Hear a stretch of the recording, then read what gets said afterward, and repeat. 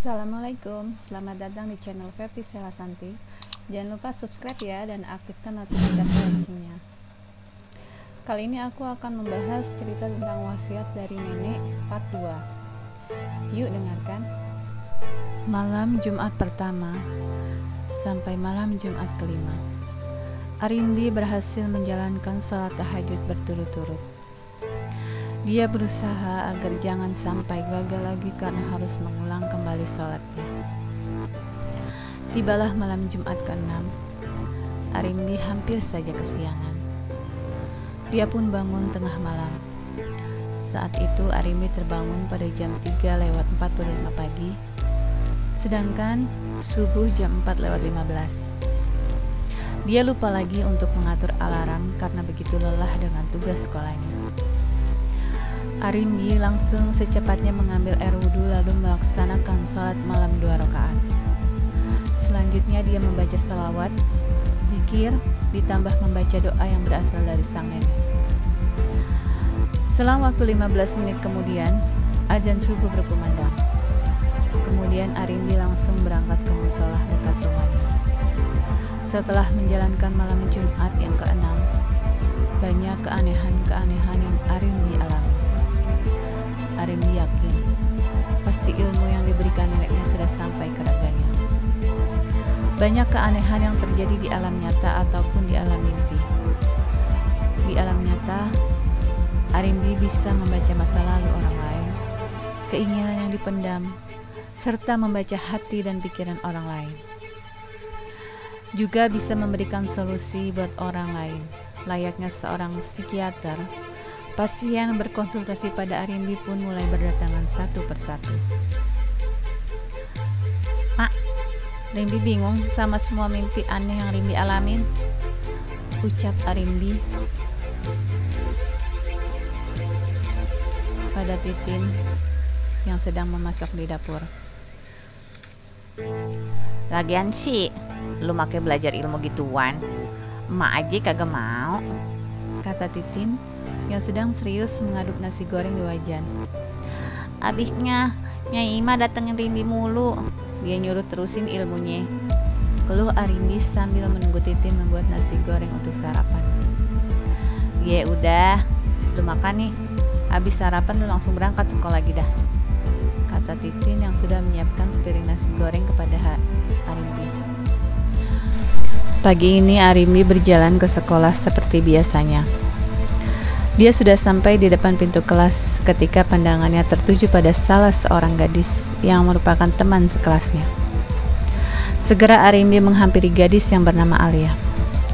"Al, muka lu kok kayak lagi banyak masalah?" tanya Arimbi yang memperhatikan raut wajah Alia. "Ah, so tau lu, kayak bisa nerawang aja," cibir Alia sambil mengerucutkan bibirnya. "Lu abis diputusin pacar lu ya?" tebak Arimbi yang melihat ada aura negatif di sekitar Alia. "Ih, lu kok tahu?" tanya Alia sambil menopang dagunya di telapak tangan yang ditaruh di atas meja. "Kelihatan aja dari raut muka lu," tegas Arimbi dengan wajah serius. Tapi gue gak pernah cerita ke siapapun kalau gue punya pacar," kata Alia dengan suara berbisik. "Ye, gue tahu. Tapi bener kan tebakan gue?" tanya Arimbi sambil memastikan kalau jawaban dia adalah benar. "Iya juga sih. Tapi pacar gue kenapa putusin gue?" tanya Alia yang semakin penasaran.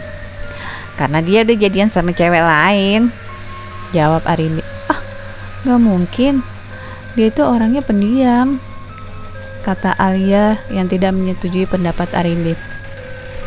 "Ya, lu lihat aja nanti pas pulang sekolah," kata Arimbi yang menjanjikan tebakannya pada Alia.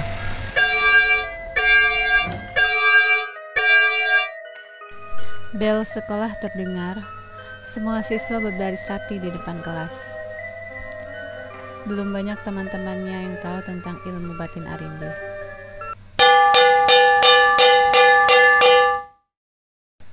Usai pulang sekolah, Alia melihat sang pacar dengan berboncengan naik motor.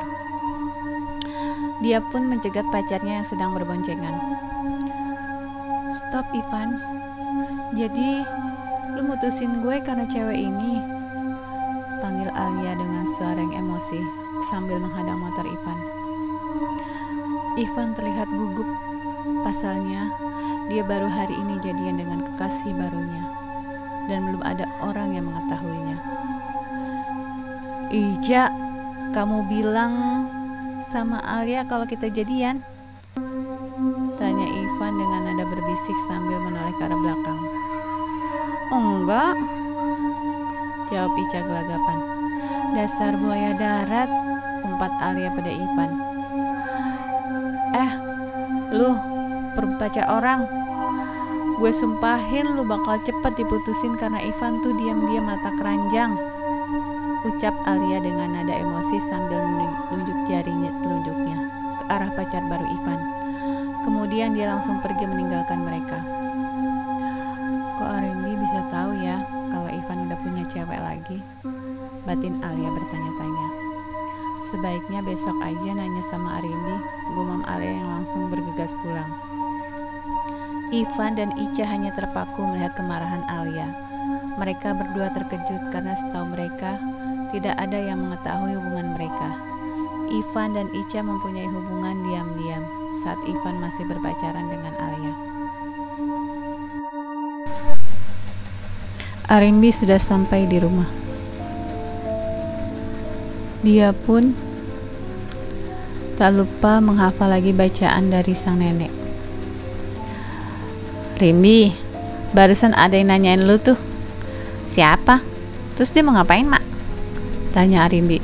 "Tahu tuh, orangnya ada di depan," kata Titi yang langsung pergi meninggalkan kamar Arimbi. "Siapa ya?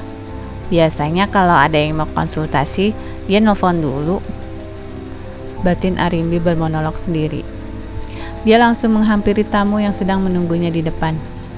"Alia?" Arimbi terkejut melihat ada temannya datang.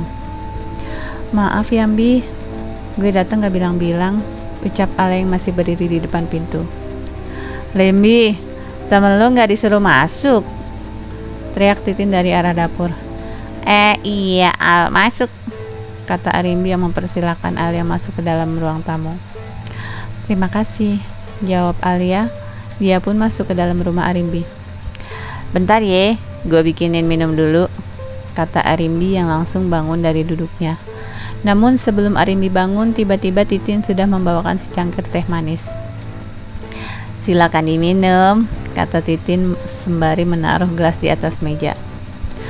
"Terima kasih, Bu," balas Alia sambil tersenyum. "Teman lu, Mbi?" tanya Titin yang juga duduk di sebelah Arimbi. "Iya, Bu, saya temennya Arimbi di sekolah," jawab Alia. "Mak, mau ikut ngobrol bareng anak muda?" sindir Arimbi bermaksud menyuruh mamanya untuk meninggalkan Arimbi dan juga Alia. Iye, emak tinggal dulu ya, Neng," kata Titin sambil pura-pura tersenyum. "Iya, Bu," jawab Alia.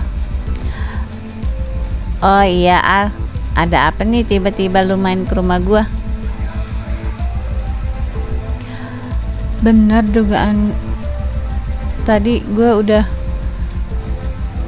nggak ngabarin lu, tapi tadi gue udah puas ngelabrak Ivan," tutur Alia dengan senyum sumringah. "Bener kan dugaan gue?" kata Arimbi yang mengatakan terawangannya itu sebagai dugaan, karena dia tidak ingin membuat temannya menjadi percaya begitu saja dengan semua hal yang dikatakan, hingga dia harus membuat temannya percaya sendiri dengan apa yang dilihatnya langsung.